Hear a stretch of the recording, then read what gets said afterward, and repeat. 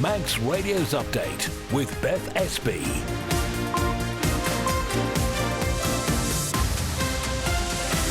Well, first, good evening. Welcome to Update, your weekday roundup of what's been happening news-wise today. So coming up before 5:30, some sad news first of all, as tributes are paid tonight to Jeff Corkish, a former MHK, MLC and a well-known figure in the island's music community. He has died at the age of 72.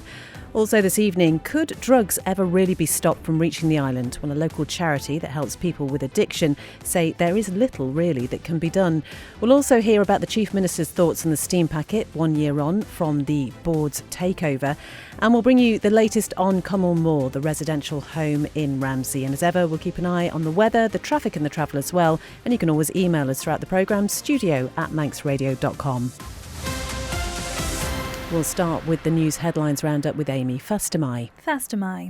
The Department of Home Affairs has confirmed there's no legal requirement to show ID when travelling to the Isle of Man by boat. Minister Jane Poole-Wilson says government wants to introduce new legislation that would enable the use of facial recognition technology. Where there are known wanted people travelling backwards and forwards and they're on a watch list, one of the most effective ways in which we could identify anybody like that who was travelling would be through that automated recognition piece. Tributes are being paid to former MHK and MLC Jeff Corkish MBE, who's passed away at the age of 72. He represented Douglas West for 7 years before being elected to the Legislative Council in 2013 and was also an avid supporter of the arts on the island. The Health Minister says the future of Cwmmol Moor remains a clear priority despite not having a timeline to progress the project. But Claire Christian insists her department is fully committed to delivering a replacement for the Ramsey residential home. There's an open evening tonight for people who think they could volunteer at the Peel Charity Shop. It donates thousands of pounds every year to charities and community projects across the island. Pat Costain, MBE, is its chair. They can serve in the shop, learn how to use the till and the cash machine, take in donated goods, and then there's also sorting. Some breaking news just in, and police are appealing for witnesses following a road traffic collision which occurred on Harris Promenade in Douglas on Sunday. The incident, which took place at around 7:45 in the evening, involved one pedestrian and one vehicle. Anyone who was in the area at the time or who may have dash cam fitted to their vehicle are asked to contact police headquarters. To international news now, and Israel's taken full responsibility for strikes on the Qatari capital Doha, though it's understood the US was told about them.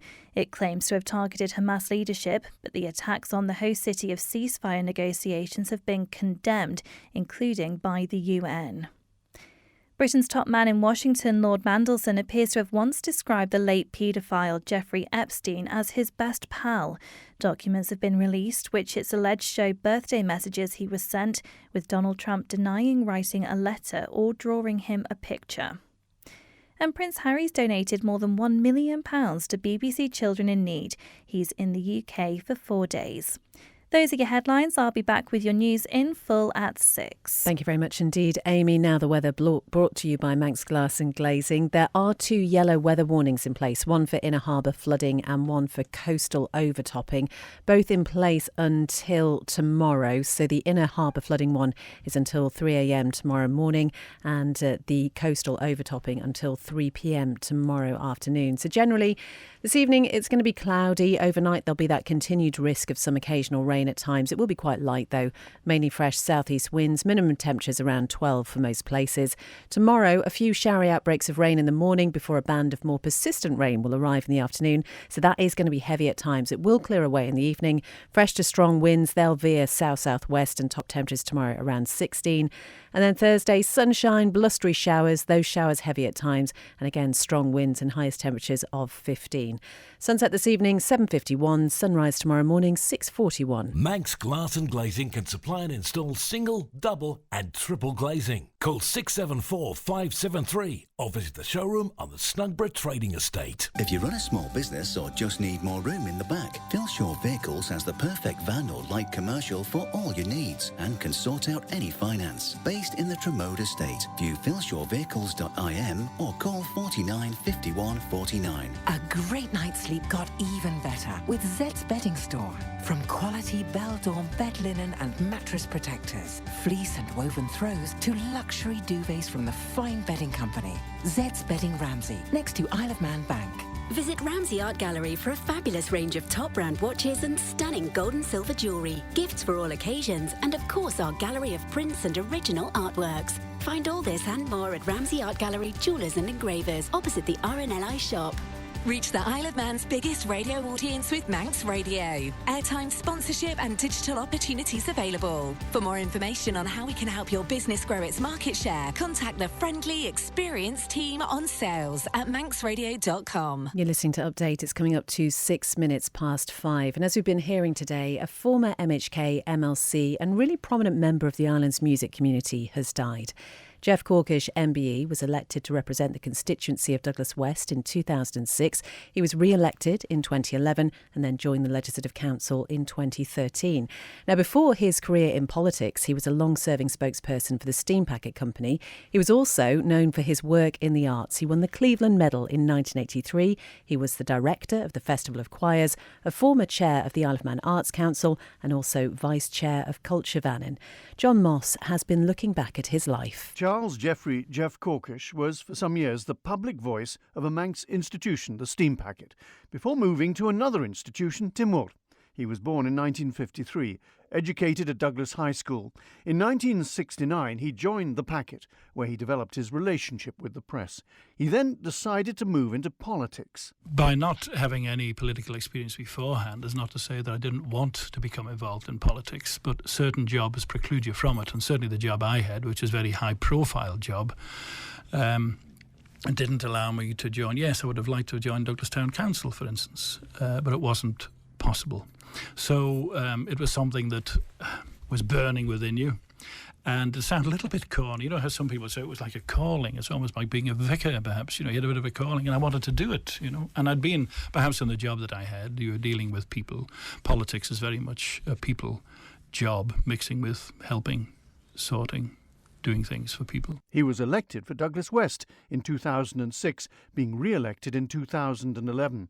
He was an infrequent speaker in the Chamber and Court, but said he preferred working behind the scenes. There's a lot going on behind the scenes, and the easiest thing in the world was picking up a phone, talking to the Minister, talking to the Chief Exec, and saying, why is this not being done? If they don't answer that, don't help you, then you can ask a question and waste time. After being Deputy Speaker for 2 years, he was elected to the Legislative Council in 2013 for a 5-year term.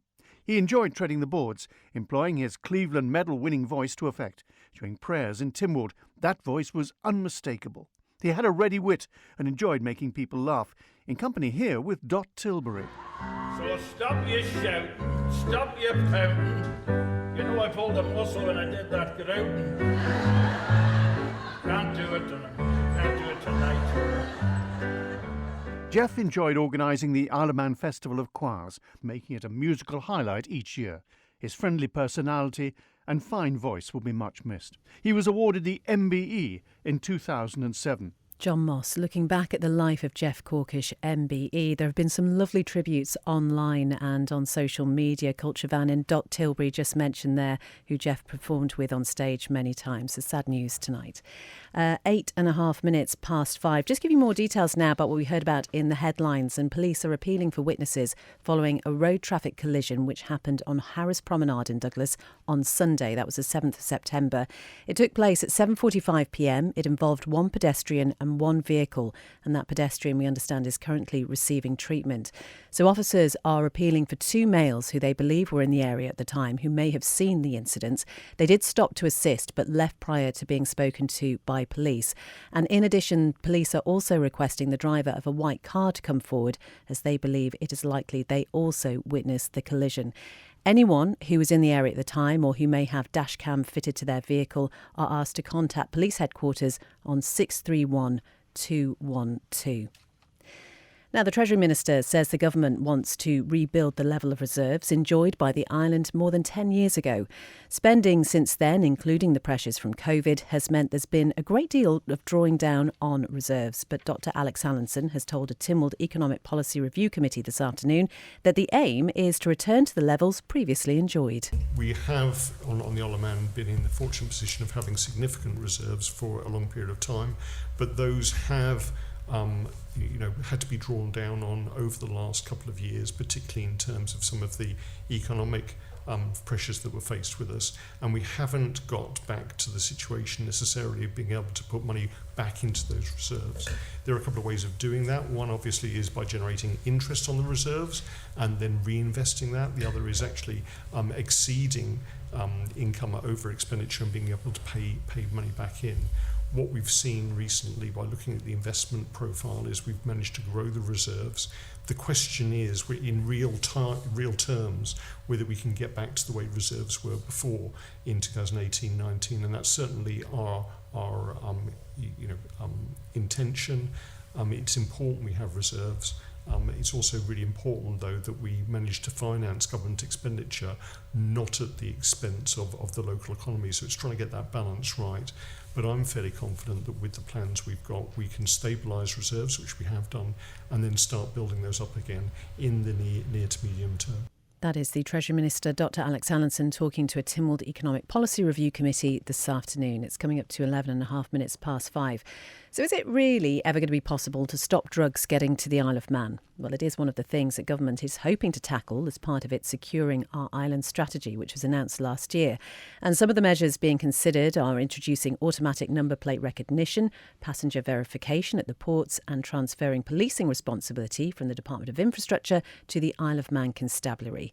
But there is a charity here that says it's not certain much can be done to stop drugs from crossing our borders. Thea Ozenturk and Jason McKee are from Motivate, and they've been talking to Amy about what the situation is currently like on the island. We've had a steady year, actually, in terms of referrals for people with drug use. And we equally see people who are impacted by someone else, so family members, significant others. So it's been a pretty steady year. We have seen a few changes, though, in terms of what people are using out there. So yes, ketamine, which is being talked about a lot in the media at the moment. We're starting to see that now filtering through into the referrals for people. So I think there's probably about 10 people that we've seen who've been impacted by ketamine. It's something that is used medically in hospital situations as an anaesthetic or pain relief or something like that. What kind of impact can it have if it's misused?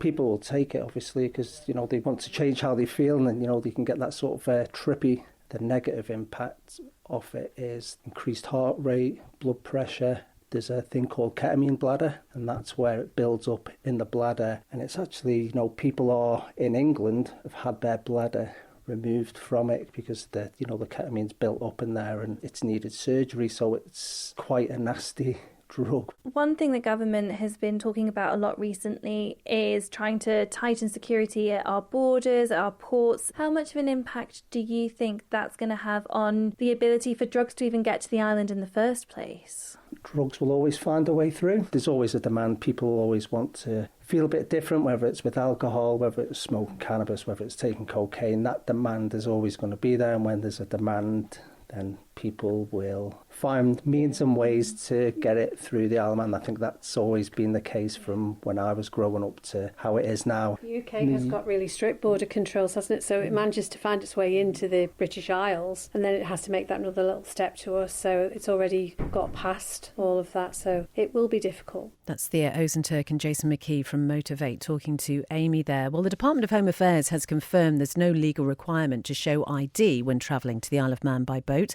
The Minister, Jane Poole-Wilson, faced questions on Man in Line this lunchtime on what data is collected about passenger movements and whether the government can track people overstaying illegally. She said no ID checks were required for sea travel, but work to gather tangible data is underway, including proposals to introduce facial recognition technology. One of the aspects of the Securing Our Island strategy I referenced was we wanted to work more closely with carriers, which would include the steam packet, to actually make sure we've got verified information about passenger manifests. So what the police have always done, I think, and are now even more effective at, is accessing travelling passenger information on an intelligence-led basis so that they can deal with criminality. But what has been a problem, I guess, is that the steam packet stopped taking cash payments earlier this year, because then anyone can rock up and pay cash and get on the boat. Right. Now, there will be a record of you having booked. One of the challenges is to make sure that that is verified information, so we know that the person is who they say they are. The other part of it is that we want to bring forward some legislation that gives us an underpinning for the use of facial recognition technology, automatic facial recognition technology, because where there are known wanted people travelling backwards and forwards and they're on a watch list, one of the most effective ways in which we could identify anybody like that who was travelling to or from the island would be through that automated recognition piece that would automatically flag up that someone who is a known wanted person is moving to and from the island, and that would allow us to intercept and deal with the harm rather than targeting people on a widespread basis, as it were. At the moment, does the constabulary have access to the passenger manifest? Yes. That was a very definite answer, wasn't it? That's the Justice and Home Affairs Minister, Jane Poole-Wilson, who was speaking on Man in Line at lunchtime. You can listen back to that programme in full as a podcast at manxradio.com. Manx Radio Travel, driven by Quayside Tyres and Service Centre. So nothing to report on the police pages. It's just the traffic lights which are causing some issues, particularly those temporary lights that are on South Quay at the roundabout with the old Castletown Road and the bridge there, 24 hours a day. It's for patching works, but do expect delays if you're travelling home that way. Also in Douglas, there are lights at the bottom of Derby Road, on Saddle Road in Braddon. They are just up from Braddon Bridge. Near Union Mills, there are temporary lights on the Mount Rule Road as well. And just remember, in Peel, the Fenella Footbridge is now closed for maintenance work, and a stretch of Glenfaber Road is also closed. That's for the installation of a new water main. All okay down at the airport and at the steam packet as well. The Manxman due into Douglas at around 6 p.m. Ask how you can spread the cost interest-free at Quayside. It's 16 minutes past 5 and the Health Minister says the future of Cwmwl Moor remains a clear priority despite not having a timeline to progress the project. Claire Christian, MHK, has provided an update following a Tynwald written question from the Ramsey MHK Laurie Hooper, as Sean Cowper reports. It's been more than 2 years since plans to close the residential home in Ramsey were put on hold by the Health Department. In March 2024, during Mr Hooper's time as Health Minister, it was confirmed plans to replace the facility were on track, but in January this year, Ms Christian revealed progress had slowed. Now, Minister Christian says DHSC does not yet have a fixed date to bring forward a financial motion for the project, but insists it is firmly on the agenda.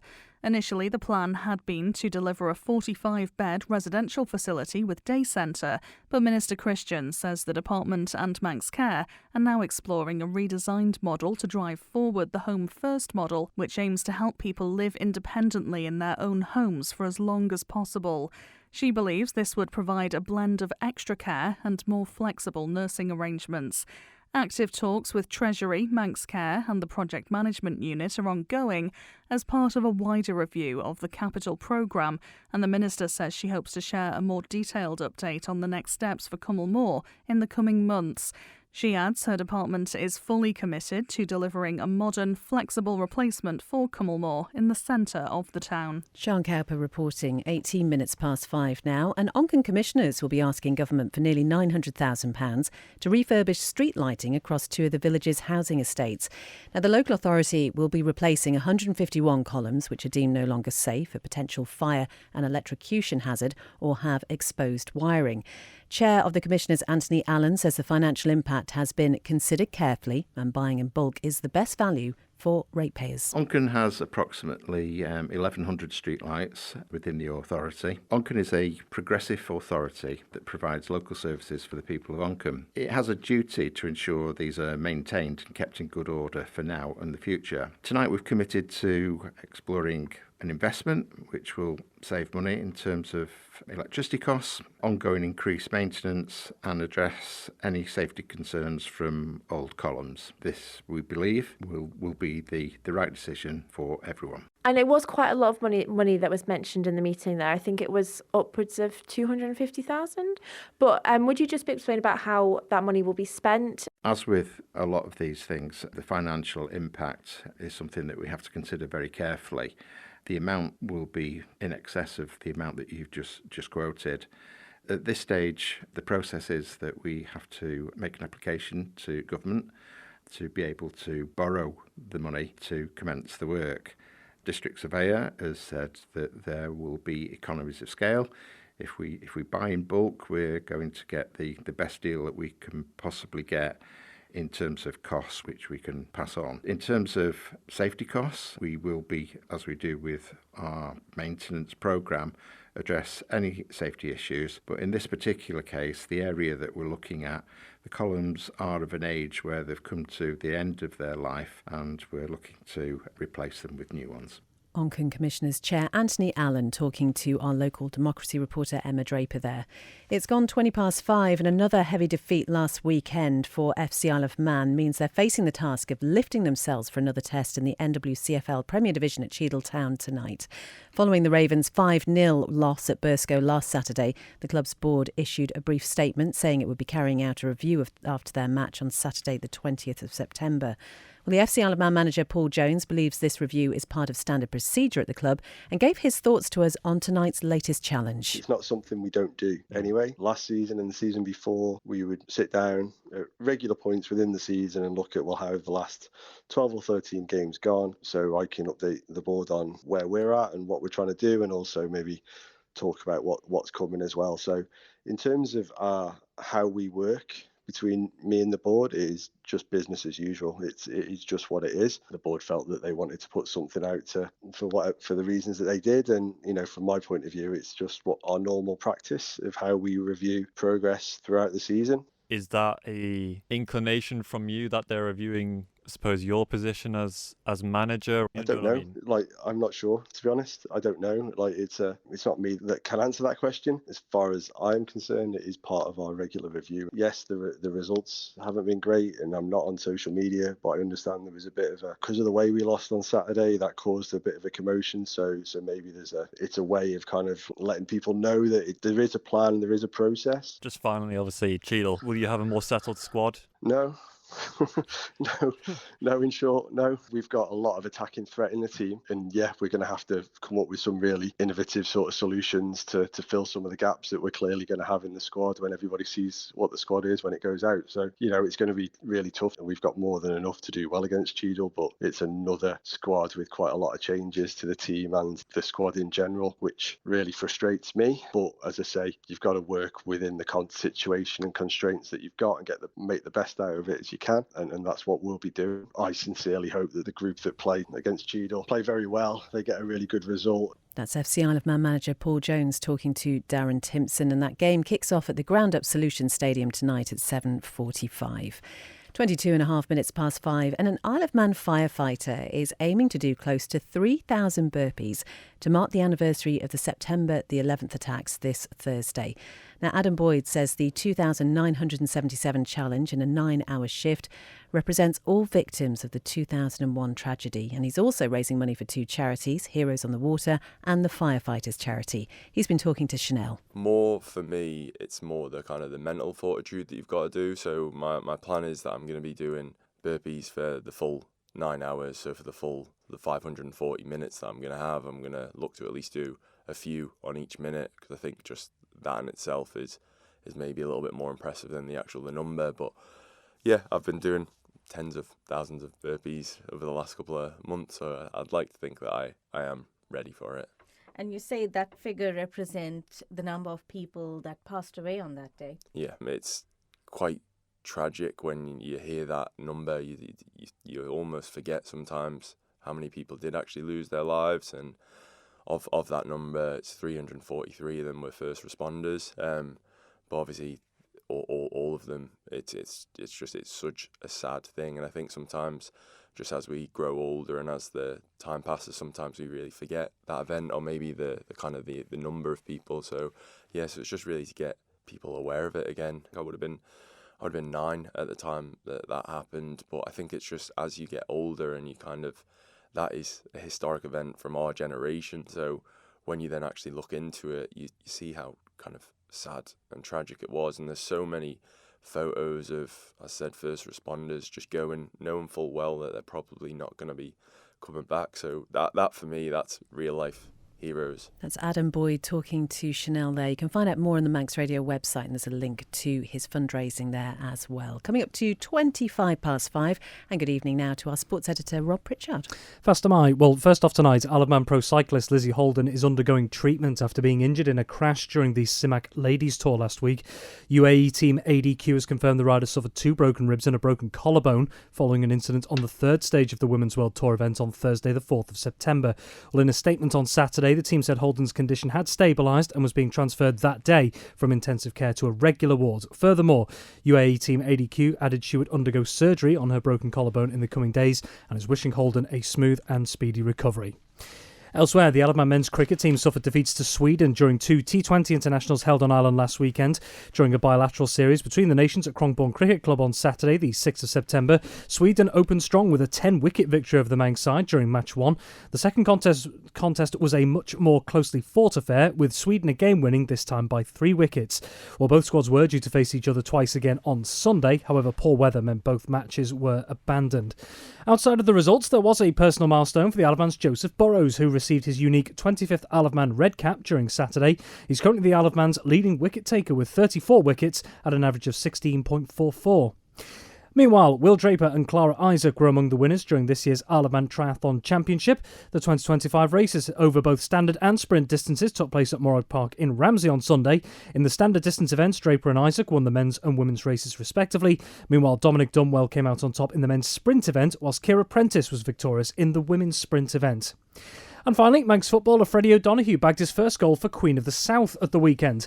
The Ireland-born teenager scored a crucial second goal for his side in a 2-1 win over Rangers B in the KDM Evolution Trophy on Saturday the 6th of September. Well, this season the former Peel competitor is plying his trade on loan at the Scottish side from parent club Carlisle United. Oh, isn't that brilliant? What a moment that must have been. We've been following Freddie's progress, so again, you can find out more about that on the Manx Radio website. And that is all from Update this evening. Thank you so much for your company. Coming up next, it's an Island Live special, and it's called The Dream versus Reality. And this is where I speak to some of the racers who did MGP and Classic TT for the first time this year. They'd wanted to do it for such a long time, but it's really interesting hearing the before, the during and the after, and see how that went for them. So that is coming up next at 5:30. You can hear the full podcast with the full length interviews on the Journey to a Dream podcast. After that, it's Greatest Hits with Simon Clark, once again sitting in for Chris Kinley at 9. John Barker will be here with the folk show from... What did I say? Oh, I've got it wrong, Rob. I've got it wrong. Got all the times wrong. Doesn't matter, does it? Just get to the end of the show. That's all you're thinking. Anyway, there'll be the folk show at 9. Dave will be here at 10. And we'll be back tomorrow, and it's all fine. Well done. Thanks.